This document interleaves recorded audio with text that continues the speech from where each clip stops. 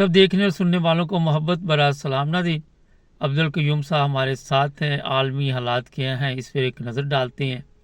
سر کیا چل رہا ہے؟ روس اور یوکرائن، کوئی خبریں اچھی نہیں آ رہی ہمارے پاس۔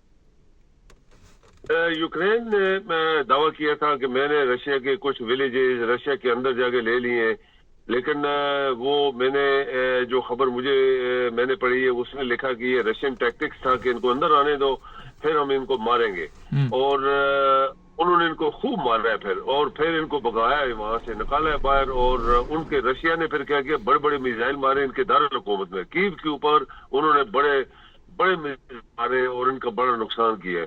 اور ان کے بندے کل وہ ایک رشین ٹی وی پہ میں دیکھ رہا تھا کہ انہوں نے دکھایا کس طرح ان کے ڈزنز آف ان کے سولجر جو ہیں وہ مار کے سڑکوں پہ پھینکے ہوئے۔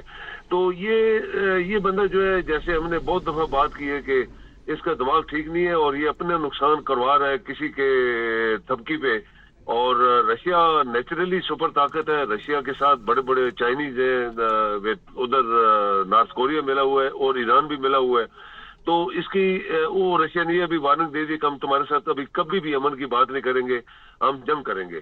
تو یہ ایک اور سیٹ بیک ہے جو پہلے ہی ہم لوگ اسپیشلی یورپین یونین میں جو جنگ کی وجہ سے چیزیں بہت اوپر گئی ہیں اور لوگ پریشان بھی ہیں، ان کے اپنے لوگ بڑے پریشان ہیں۔ میرے یہاں 2-3 ہمسائے ہیں جو یوکرین سے ہیں اور وہ بڑے اپسٹ ہیں، وہ کہتے ہیں ہم لوگ اپنا گھر بار چھوڑ کے، اتنا اچھا ہمارا ملک تھا سب کچھ، اور یہ جنگ کی وجہ سے ہمارا کچھ نہیں بچا وہاں پہ، اور ہم واپس جانا چاہتے ہیں، چاہے ٹوٹ بھی گئے ہمارا ملک لیکن ہم باہر یورپ نہیں رہیں گے، جو اپنا گھر ہے واپس جائیں گے۔ تو یہ اس بندے کا اینڈ جو ہے وہ بڑا خطرناک لگ رہا ہے مجھے۔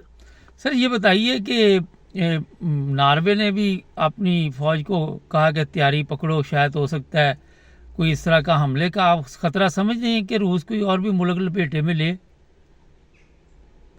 بالکل نہیں، میں آپ کو بتاؤں مبارک صاحب کہ رشیا کبھی فن لینڈ کے اوپر، سویڈن کے اوپر، ناروے کے اوپر کبھی بھی حملہ نہیں کرے گا۔ یہ شروع ہی سے ان کے بہت اچھے ریلیشن تھے۔ یہ تو وہ کہتے ہیں نا، جب کسی کو خراب کرنا ہوتا ہے، کسی ملک کو پریشان کرنا ہوتا ہے، پھر لوگ اپنی پالیسی دوسرے کو اوپر ٹھوکتے ہیں اور اس طرح برگلاتے ہیں۔ تو رشینز مجھے پتا ہے کہ کبھی بھی ان 3-4 ملک جو ان کے یہ اچھے ہمسائے ہیں، رشیا کے اچھے ہمسائے ہیں، ناروے نارتھ کے اوپر ہے، ادھر سویڈن اس کے تھوڑا سا نیچے ہے، اوپر فن لینڈ آ جاتا ہے، پھر فن لینڈ پوری بارڈر اس کی جو ہے وہ ویسٹرن پوری بارڈر ادھر ہے، اور اس کی ساتھ ایسٹرن پوری بارڈر رشیا کے ساتھ ہے، کبھی ان کی جنگ نہیں ہوئی۔ تو ابھی یہ جو ہے کہ جنگ ہو جائے گی، وہ کر دیں گے، وہ نہیں کریں گے۔ رشینز نے بولا جو ہمارے انٹیگریٹی کے اوپر حملہ کرے گا ہم اس کے اوپر اس کو نہیں چھوڑیں گے، حملہ کرے گا۔ جیسے یوکرین نے ابھی چھڑی ہوئی ہے جنگ، تو وہ کہتے ہیں یوکرین کو نہیں چھوڑیں گے، لیکن باقی اس کو سپورٹر ابھی اگر سٹاپ نہ ہوئے تو ہم ان کو بھی نہیں چھوڑیں گے۔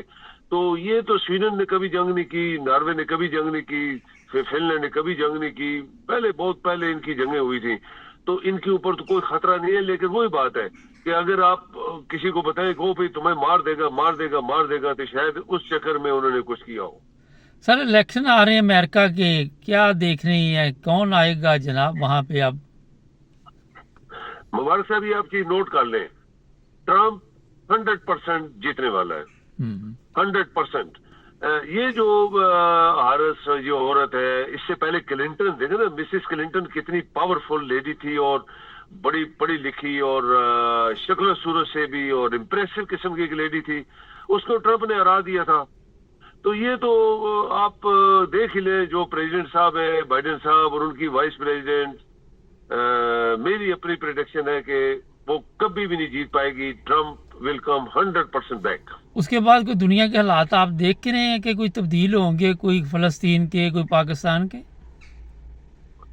مبارک صاحب ٹرمپ کی اپنی یہ پالیسی رہی ہے کہ وہ جنگ نہیں ہونے دے گا۔ ابھی جو بھی جنگیں ہوئی ہیں اس نے بولا ہے کہ یہ فلسطین کی جنگ اور یوکرین کی جنگ میں ہفتوں میں ختم کرا دوں گا، یہ اس نے ایسے بولا ہے۔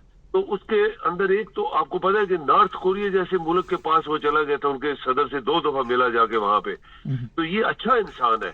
یہ جنگ کہتا ہے میں انسانوں کو نہیں مرنے دوں گا، جنگ نہیں ہونے دوں گا، جنگیں ہیں بھی اگر تو میں ختم کراؤں گا۔ اس نے افغانستان عراق یہ وہ سے فوجیں ساری اس نے بولا تھا واپس لوں گا اور واپس چلی گئی ہیں.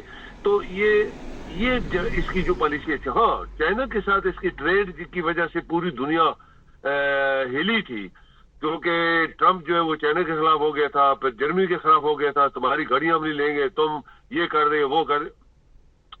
اس کے آنے کے بعد جرمنی والے اپسٹ ہیں اور کچھ اور لوگ اپسٹ ہیں, اور چائنیز کے ساتھ اگر یو ایس اے کے تعلقات مبارک صاحب اچھے ہو جاتے ہیں تو آپ یقین کریں دنیا میں بہت امن آئے گا. سر یہ بتائیے کہ امن تو بڑی ضروری چیز ہے جو ابھی دور دور تک نظر نہیں آ رہا.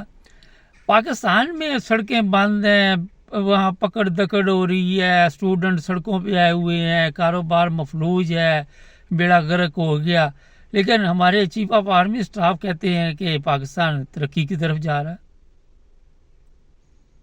ترقی کی طرف جا رہا ہے. اب یہ دیکھیں مبارک سے پہلی بات ہے چیف آف آرمی اسٹاف کا کوئی رول ہی نہیں ہے گورنمنٹ چلانے میں. یہی تو بدبختی ہے جو جس کے لیے ہم لوگ باتیں کر رہے ہیں.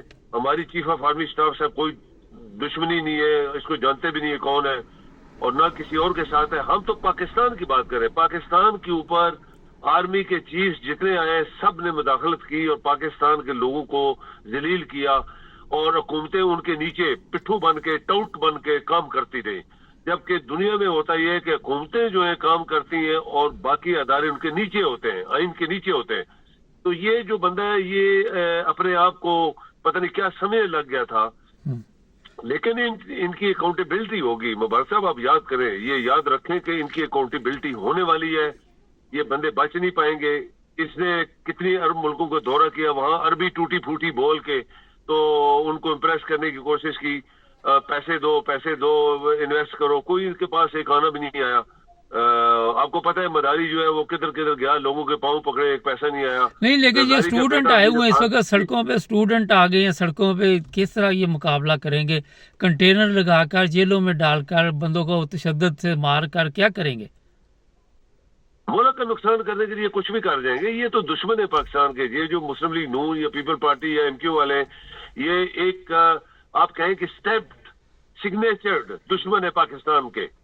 یہ کچھ بھی کر جائیں گے, پاکستان ڈوب جائے, پاکستان کے لوگ قبضہ کر لیں, ان کو کوئی فرق نہیں. مبارک صاحب پڑھنے والا, انہوں نے کھربوں ڈالر پہلے بھی نقصان کیا ہے اسی طرح ہی, اور ابھی پھر کریں گے. دنیا میں دیکھیں کہیں ایسا نہیں ہوتا. بنگلہ دیش ابھی نئی تازی مثال ہے. ان کی فوج ہٹ گئی, پولیس چلی گئی, غائب ہوگی. ان کا ہمارے لوگ ہیں, ہم کچھ نہیں کر سکتے, ہم نہیں لڑ سکتے, ہم ان کو مار بھی نہیں سکتے. جو مارے آپ کو پتہ ہے 2-3 ہزار بندہ ان کا مارے, اسٹوڈنٹس مارے, جو لیٹسٹ انفارمیشن ہے. تو لیکن اس کے بعد جب ایک کہیں کہ نئی حکومت بنی, آرمی کے مدد سے بنی, پولیس غائب ہے, فوج غائب ہے, اور اپنے وہ کہتے ہیں we are with the people. مبارک صاحب کتنی اچھی بات ہے. ابھی یہ جو ہے یہ نقصان کچھ بھی کریں گے لیکن ان کا اشر بہت برا ہونے والا ہے, یہ میں دیکھ رہا ہوں.